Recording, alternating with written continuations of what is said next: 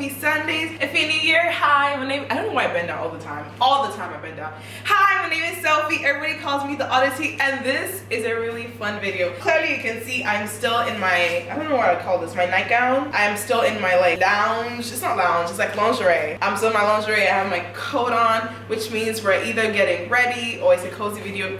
But actually, this is a really fun video. I'm so excited. So I've been inspired by Azalea Williams. She just posted a video and she did a personal questions tag girl talk thing, and she does them a lot, and like those are my favorite videos. And I was like, ooh, I've actually not done a full girl talk video where I ask you guys questions. So I posted a question on my Instagram stories and I asked you all to ask personal questions, and you guys did, and I was like, ooh, you guys want to do lots of nonsense. Yeah, dirty. I see you. So I'm like, you know what? Let's answer some questions while I get ready this morning. It's not morning. It is like 12. Alexa, what's the time? 12:50 p.m. It's okay. So happy Wednesday, Alexa. Is Wednesday at 12:50 p.m. The day has already started. Sophie is way behind, but we're about to get the day started. My lips are chapped because I have not brushed my teeth. So what I'm gonna do is I'm gonna brush my teeth. I'm gonna poop because I need to poop, and you're supposed to poop every morning. It's a personal questions tag, so you guys are gonna know exactly what I do when I wake up. So I woke up already. I drank some tea. I've been feeling clogged in my tummy, so I've been trying to poop more. So I've been drinking water in my trusty water thingy. So I'm trying to get all the things. I've been jumping, playing with my dog Kovu. Now I feel like I can poop. I'm gonna brush my teeth first. No. Yes. I'm gonna brush my teeth first, then I'm gonna poo. And while I'm doing all of this, we're gonna be answering questions. I already have all the questions on my phone ready to go. And this is really casual, you guys. You guys know, if you watch my channel, you know that Sophie's pretty casual. I don't take things too seriously. It's just for you guys to get to know me, but also ways that I can also like help you guys. So we're gonna be like on FaceTime right now. And this is my bathroom. Hi, bathroom. This is my phone where all my questions are. I mean, I don't know, I'm talking like this as if no, y'all don't actually know any of this, but I feel like I'm assuming people who are gonna watch this would be new too, so I always try to want to explain stuff. Anyways, I'm rambling now. All right, I'm gonna put y'all here while I brush my teeth, and then we can go from there. I'm gonna kill. I want you to know, this my love, they make me for my body. All right, before we brush, fun fact, you guys, I actually do not look at my toothpaste.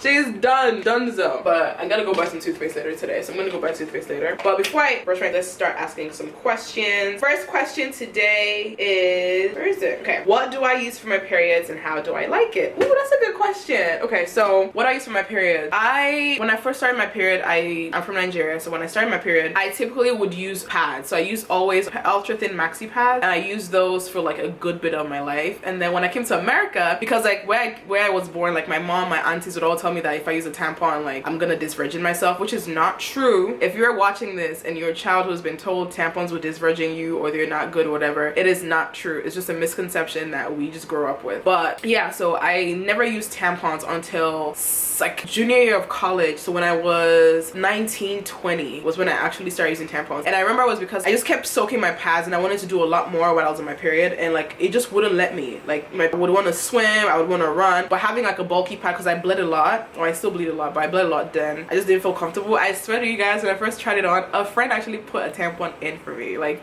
shout out to Chizzy. I feel like it was Chizzy that either did it. I can't remember. I feel like it was Chizzy. I don't know if Chizzy did it, but I know I just remember like a friend. I feel like it was my best friend. I don't know, but somebody literally like taught me how to like physically put the tampon in, and I've seen. Oh, let me show you all actually. Yeah, look. So this is my like tampon bag. These are the pads that I used to use, and then this is like the tampon. I think this is like my regular. I use like regular and super size. But now, if you've been watching any of my recent videos, I just changed from using tampons and pads to period panties. Let me show you what period panties look like. Hold on. Okay, I just changed from pads and tampons to period panties, which is this. And this is clean. I promise it's clean. But this is what it looks like. This is like the inner padding, if y'all can see it. It's black. I don't know how to wear the colored ones, but this is what it literally is like. It's a pants. It literally is just a pants. And when I'm on my period, I wear this with no pads, no tampons, nothing, just this. And when I bleed through, like I wear this for like 8 hours. I think the maximum I've ever worn it for was like 12 hours, which wasn't good because then I had rashes, of course, but I wash it. I hand wash it, hand to dry, and I rewear it and rewear it. I've had this for like 4 months now, and it's, you guys, period panties changed my entire life. Now, if you're freaking out, you're like, oh, I don't really want period panties, blah, blah, blah, you can definitely still use pads and tampons. I stopped using tampons because I realized that like they made me bleed more. Pads also made me bleed more. But period panties, I feel like it's a lot more earth friendly, climate friendly, all of that. So it made my life a lot easier. So period panties for the win. I know friends who use menstrual cups. I've never tried a menstrual cup. I might try it just to see if I like it better than the panties. But just removing the cup and putting it, I don't know if I can do that. I don't know if I can do that. But I was the kid that was like, oh my god, I can't do tampons, and I tried it and I loved it. I was the kid that was like, oh my god, period panties are disgusting. I tried it, I liked it. So try different things, get out of your comfort zone, especially with like women's health. It's really hard. They don't teach us anything as young girls, especially as brown girls, like black girls. They don't teach you, I never spoke to my mom about like period hygiene, what to wear, what not to wear, what's good for my body, what's not. My doctors, OB-GYNs never would talk to you about it. So like watching videos like this usually helped me figure out what I really like. So if you're comfortable with your pads, keep using it. If you're comfortable with like tampons, keep using them, but try different things to see what works for your body. I've realized that period panties, and I'm not even literally, it's not sponsored. I just realized period panties work really well, and I've loved it since I started using it. And I might try menstrual cups to see how it goes. So yeah, so that's the first question. All right, my other toothpaste definitely is done. So I'm gonna use my, I actually don't like this Crest charcoal toothpaste, but it's my fault. How are you? Good. Oh my god, YouTube content? Yeah, baby. It's personal questions. Y'all don't judge me. All right, let's do this. Oh, did I ever tell you? I don't know if y'all have ever noticed, but when I'm pooping, I always have, because like my apartment doesn't have a bidet, so I always have like a little cup. I wanted it to be pretty, so I have like this little cup there. If you don't know, I'm Muslim, right? And like a good sunnah, and sunnah is like a good practice that Prophet ﷺ does, is like you wash your bum with water, not tissue. And like I still a habit of mine, like everywhere I go, if I go to Airbnb, whatever, I always have a bottle of water with me in the bathroom. So like I just wash my bum when I'm done. Anyways, I don't think I can poop. I don't think I can poop and talk, so I'm gonna answer another questions, poop, and then we're gonna continue. I'm gonna shower, and then I'm not gonna record me showering just because like I hate baths. So I was gonna do like as Leah in her video, I was in the bath and she was talking to y'all. I hate sitting in water, so I'm gonna shower and then we're probably gonna do my skincare. We can talk while I'm doing my skincare. But my next question is, do you shave or wax down there, and is waxing better? I've not gotten, so I don't know if I told you all this, but like I think I developed as a woman pretty late. Like I wasn't taught, I didn't have a big sister, so I wasn't taught anything about like feminine hygiene. Like I never used to wear perfumes or deodorant or anything like that, not because I didn't want to, but because like I just didn't know what smelled good, and I just was content. Like I used shea butter for my skin, Vaseline for my skin. You know, like you're a baby and your parents just teach you something and you just constantly do it. That was literally me. So for me, I never actually used to shave until my friend Ruth, shout out to Ruth, I remember like I think I either got naked in her house and she was like, ah Sophia, look at all of that. I was like, yeah, I don't know how to shave, and she was like, okay, let me teach you. So she gave me like Nair hair removing cream. Was the first thing I ever used to shave, and it burnt really bad and I didn't like it, and then my skin was sort of irritated, so I feel like it was because of my first time shaving. And then ever since then I just literally use any hair removing cream or any like moisturizing like hair removing cream to shave with like a shaving stick from Gillette. I love Gillette razors, especially the men's Gillette razors, not the women's. I only use men's because the men's blades just are sharper, and with black hair my hair is really coarse down there, so it makes sense to like use that. But what I was gonna say is I watched a TikTok, and I can't find the TikTok, I'll try to find it to show it for y'all, but I watched a TikTok about the shaving routine and what has changed the game. I definitely still have ingrown hairs, and like my skin is not as pretty down there. One day I'm gonna do like a video, it's like my body, I'm gonna do a full like my body video where I show you guys like my dark armpits, what I'm trying to do to change it, if I'm changing it, all of that stuff. But the TikTok video I watched, they showed me, and it was this girl, and she talked about like for your skin down there you're supposed to shave opposite, right? So like if this is my skin, I shave, and like you know this is like the vagina area, right? This is like your tummy. I don't shave like this, I don't shave randomly, like I shave across the grain, like I shave upwards. Yeah, I shave upwards away each side, like here, and then the middle, and then I like the others I just do like side swipe. And then what I do is I exfoliate first. So like I use like any exfoliating cream that's very mild. I exfoliate my vagina first, so it makes the skin and the hair a lot more soft. Put the like, I use like a shower gel, just a shave butter, and I just put it on there and I just shave it along the grain. And then when I'm done, I have this, I'm gonna see if I can find a photo of it, this cream. It's like a ingrown hair cream I get from Target or Walmart that I put over it, and that's helped me like my ingrown hairs have not been as bad since. I feel like waxing is better. I've never waxed in my life. If you want to see a video of me trying waxing for the first time, let me know down in the comments below. But I've never waxed before, but I want to try it. I've heard waxing is better, but I also like, I'm scared of like waxing my vagina. I just feel like I don't know why I want to do that, but I'm too scared of it. But yeah, so I only shave, that's how I shave, that's my shaving routine, but I might try waxing in the future. Okay, I'm gonna poop now because my poop wants to come out, and I'm gonna see y'all when I'm about to start my skincare. Freshly showered, we're gonna go back to our questions. Oh my god, I feel like whenever I shower I get so tired, exhausted, tired. But I actually was like, ooh, while I'm waiting also, like I was like, oh, I've not done this mask, I've had it for a while, so I'm like do this mask, but it doesn't show the expiration date. 18 months. I don't think I've had it for 2 years, so I'm gonna try to use it. Okay, so next question, what are some red flags in a guy. Oh, red flags in a guy. So many. If someone is not God-fearing, and I feel like God-fearing not in the sense of like religion or anything, but more so in the sense of morality. Like if you're a man who's like fuck everything, fuck everybody, nothing matters type thing, like you don't feel like you respond to sort of a higher level of reasoning, I can't, that's a red flag for me, only because like I feel like you have to at least have some level of morals, right, in how you handle situations and how you act. And if you're not able to do that, I don't think I can trust you to be with me. So God-fearing / someone who's moral. If they're immoral or they're not God-fearing, if they are rude or mean intentionally, if they don't celebrate your successes. So if you're in any relationship where like you feel like you sharing with your partner how successful you are will make them feel less than, that's an automatic red flag. If they get too angry or heated in conversations, this makes sense. But if a guy hits you, yells at you, makes you feel small, that's a big red flag. Please don't stand for that. Like you should never be yelled at by a significant other, never feel incapable, none of that. Please do not ever let yourself feel that way. So I think that would be another red flag. Let me see what else. Stingy men, honestly, not frugal, not smart, not financially savvy, just being plain stingy is a red flag for me. If you're really stingy about what you have, I just don't know why. I don't know. I'm not a stingy person, so for me it's just always been a red flag for me if someone is stingy. I don't think this is right online. I'm a black person. I don't know how I feel about this mask. I don't know how I feel about this mask as a black person right now. I'm like, should I wear this on YouTube? I don't know. We'll see. We'll make it work for now. Alright, so let's press it in and wait for 20. But yeah, I think those are my big red flags that I can think of. If I think of any other thing, I'll let y'all know.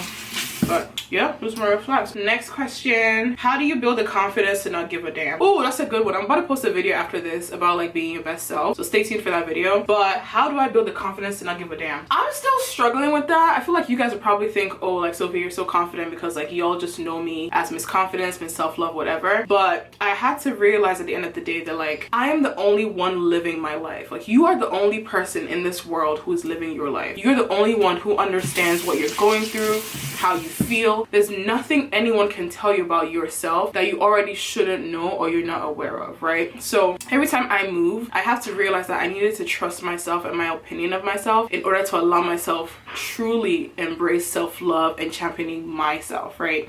So like I'm not gonna be rude or dismissive or anything like that. This is not the case. I'm more so like trying to say that you can be confident in who you are because you invest in yourself, and true power and self-confidence comes from pouring so much into yourself that when other people sort of try to sway your position, your opinion, whatever, you're so sure of the amount of work you've put into yourself that you truly don't give a damn what they think, right? So just you get to a point in your life where you're just like, I don't care about anyone else. Like I don't care about your opinions about me because I know I'm a good person. I know I enjoy what I like. Like people's opinions about my hair, this looks so weird. People's opinions about my hair is the biggest thing for me. Like throws me off every time when someone comments something about my hair. And I shit you not, I remember when I first cut my hair, I used to hide my hair under hats. Like I would wear a hat. I was so scared of what people would say. The moment I started wearing my hair the way I enjoyed it, the way I liked it, people's opinions of myself fell off. Like they literally fell off my shoulder. Oh Sophie, I prefer you with hair. I don't care. Oh Sophie, I wish you. I don't care, because I know what I like and I am so sure in myself that it allows me, you know, to be better in like owning myself, if that makes sense. So that's the advice I'll give for that. Let's see, next question. What would be the things you look for in a partner? Oh, you guys, this is such a good question because I would have answered this question differently if this was like any other time in my life. I feel like now I answer it in a particular way because I feel like I've changed so much. Like pre-COVID Sophie would have not answered this question the same way because me and my partner went through so much during COVID. Like it allowed me to think about the qualities I actually want in a long-term partner. Like I will start thinking about how dependable you are long-term. Like are you somebody who you listen to what I say and you never falter for the end of time? Are you somebody who like I see like you're financially stable from now, so I know it's not going to change in 20-30 years, and if it changes it's not because of your volition, it's because of, you know, just life and circumstances that no one can help. I look at those characteristics in guys first.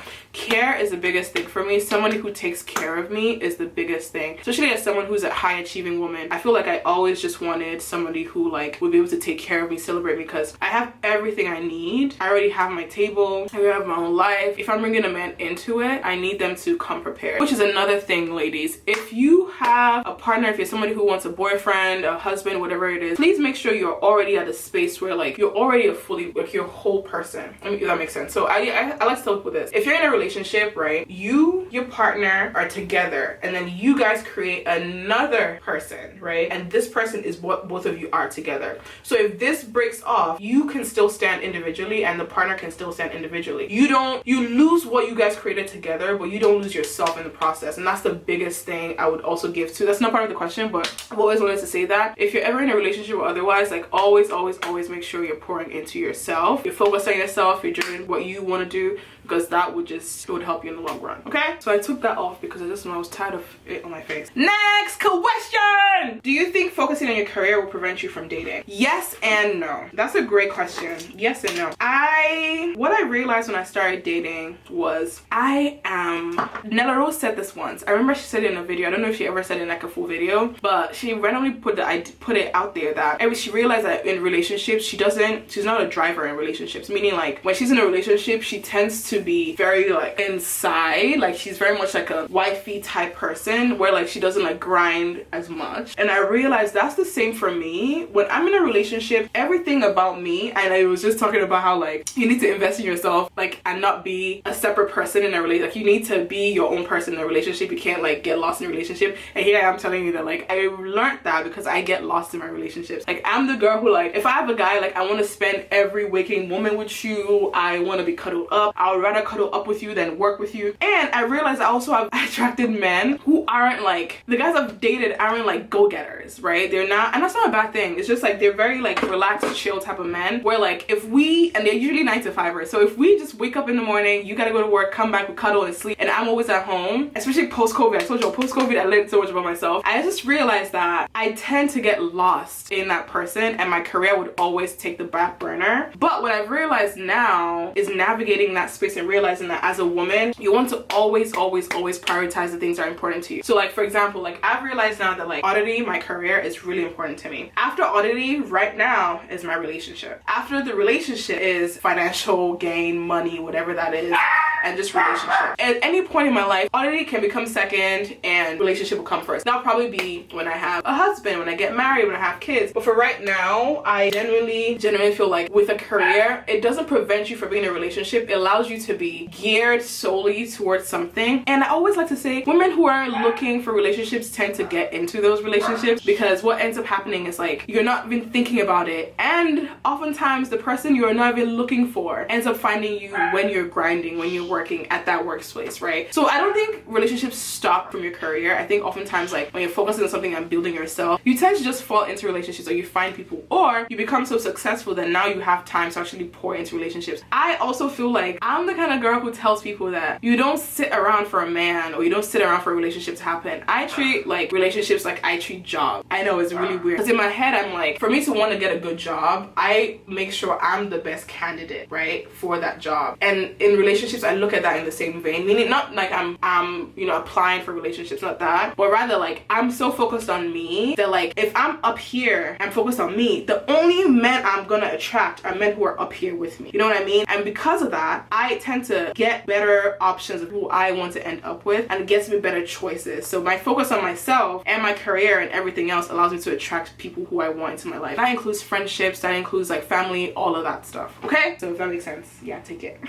Alright, what are some boundaries you must have in your life and in your relationship? You'll have a lot of relationship questions, huh? Boundaries I must have. I think I always like to have boundaries in my relationships, specifically thinking about what my interests are, right? So I love that like people in relationships tend to have like interests with their partner, interests with whatever, but I always say like in a relationship you need to always sort of like have a barrier where like this is my time, right? Me time is so important. Like again, you guys, you don't want to get lost in relationships. You want your time. You want to pour into yourself. I love to go swimming. My partner does not swim at all, and I know that, so swimming is like my enjoyment time. Like that's something, it's solely for me. It's a boundary I've put up for myself where like this is me time, so it allows me to relax, to chill. I'm also very big on like respect in relationships. That's a boundary I put up. So like you're not gonna cross the boundary by disrespecting me in any way, shape, or form, whether that's with another woman, with your friends, all that stuff. I'm pretty flexible.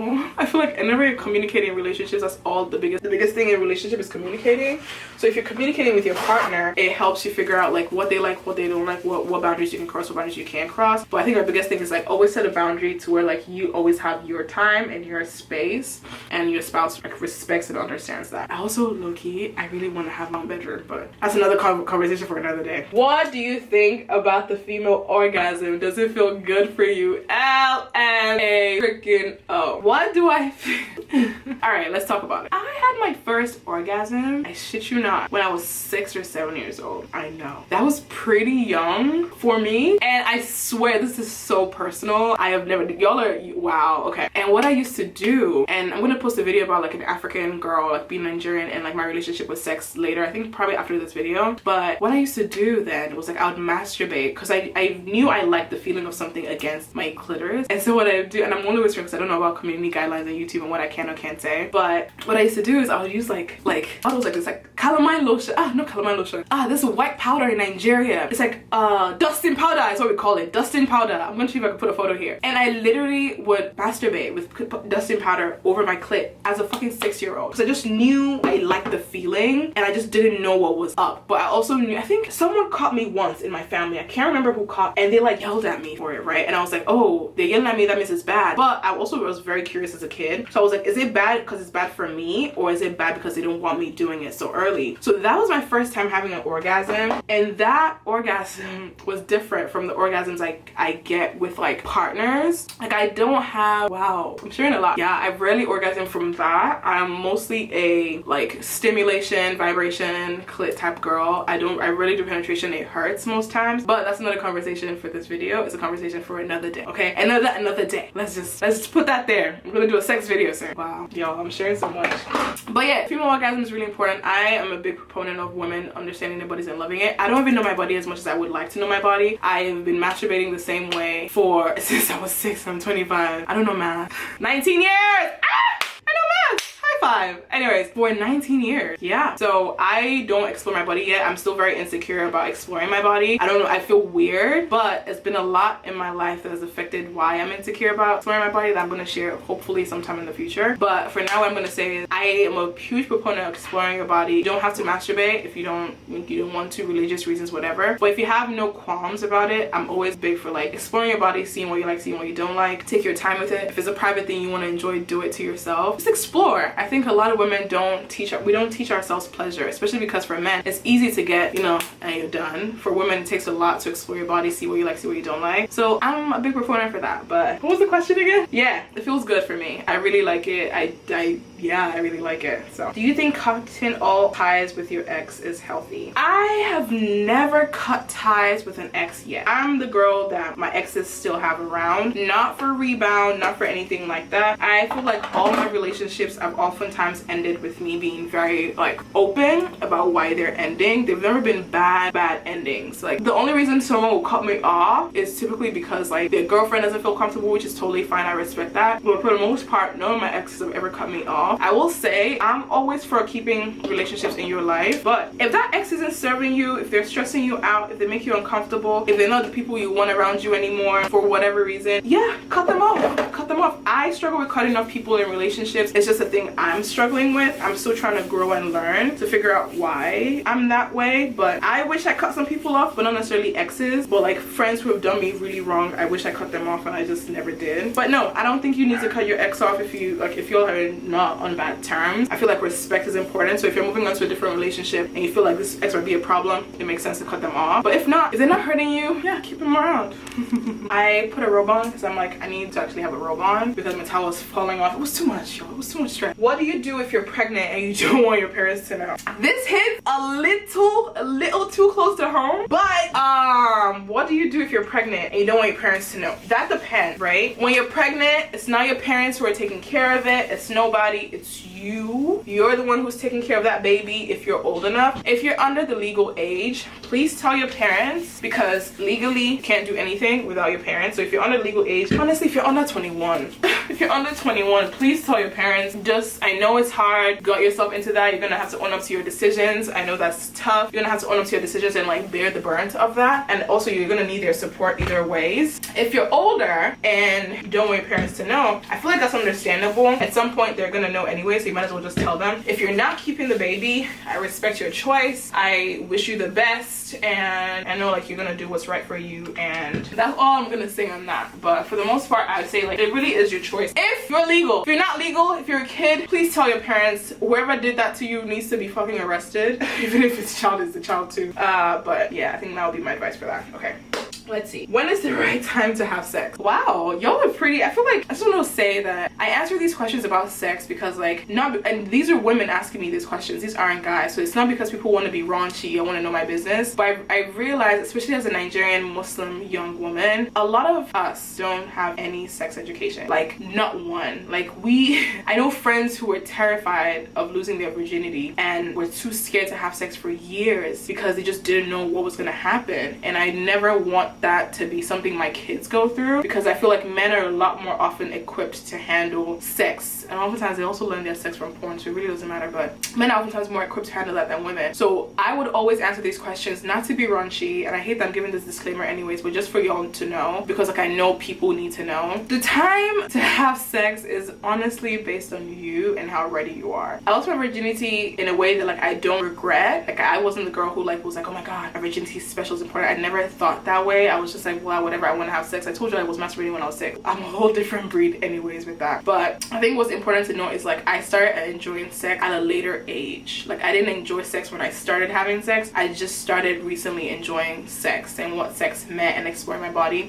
But that came from me having to unload a lot of things that I was very insecure about, and actually just stop listening to society and my mom and my family about what I need, what I like, what I shouldn't like. Even stop listening to men. I just focused on me. So if you're at that age and stage where you can think properly about what sex means to you, whether you want to share your body with somebody else, whether you want somebody else in you, the repercussions of it, you get pregnant, if you're not on birth control, withdrawal method doesn't work, it does not work, don't do it. There's so many questions you need to be asking yourself. It is intense. It's the next step. Like I didn't realize in my head how important it was to like know proper sex education. Let me tell you all this. Once you start having sex your life changes. Not in the way where they're like, oh, you're seeing this and none of that. I mean, your life changes in the sense of like you are officially a woman in a way, right? Because like if you're a virgin, you know, like okay, once you're this virgin, whatever, you know, you can give birth. But like you don't understand like monthly, having sex monthly, not being on birth control, not having any sort of guidance, not some people not using condoms because they don't know, you know, like all those things, the anxiety, the hormonal changes, the imbalances in your body is so important for you to recognize and know before you put yourself in those situations, that I am oftentimes frustrated when I know that girls aren't fully educated whether or not to be having sex the way they are. Anyways, I don't want to be preacher auntie here. I just do it when you're ready, when you feel comfortable with the person,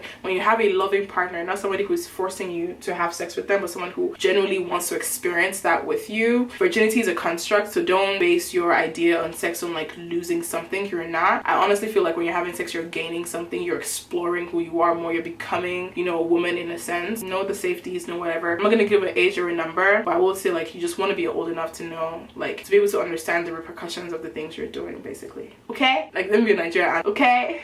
Any advice for girls who don't feel comfortable having hair but are insecure about cutting it? Cut it. Why are you insecure? You're insecure because the world has told you you're not pretty if you don't have hair. That's it. Not because you're ugly, not because hair doesn't fit you. It's because society has told you this is the standard of beauty. This isn't. Especially as a black girl, especially as a brown girl. Cut it. Prove to yourself that you exist solely for you and no one else. When I cut my hair, it took me 2 years to get comfortable enough rocking my hair like this. My skin didn't look this way. I didn't carry myself this way. I was so embarrassed and insecure, and the shit I have learned about myself in the past 4 years, 5 years, I'm not the same girl I was when I had hair. Like this Sophie doesn't exist anymore. I love her and miss her, but I would never go back to her because who I am now feels so much more like myself. Is insane. So if you've ever felt like doing something and you were too scared, question whether or not you're scared because of society or because you truly don't want to do it. And there's a difference. Like when you sit down and think about it, if you're doing a pros and cons list and your pros is like, I think I'll look beautiful, I think I want the freedom, I think this, and your cons is like, oh, people will think it's ugly, my friends might laugh at me. You're not doing it for yourself, you're doing it for other people, and that should change. What's my sexuality? I feel like I've answered this before. I am bisexual. And last question, because I gotta like get dressed and then get ready for my day. What was your worst heartbreak experience and how did you get out of it? I don't think I've ever been heartbroken, but the closest closest to a heartbreak I felt recently was this dude that I was head over heels in love with. I don't think he knew how much, like, I'm gonna show you guys something real quick. I don't know if I've deleted it. I want to see if I've deleted it. I feel like I might have deleted it, but I want to just double check. I've not. Y'all see this? Those are text messages from this guy, and like, I don't know why I have this on my phone, but this is like from when? 2018. This is like May 2018, and I literally remember I was texting this guy, and Odditty don't do that, Sophie don't beg, but I just remember like I talked to this guy, and the way he spoke to me, I never want to be speaking to, like, I never want to be spoken to like that again. And he let me sort of own my pride and who I was as a woman. But I remember with this guy, oh sorry,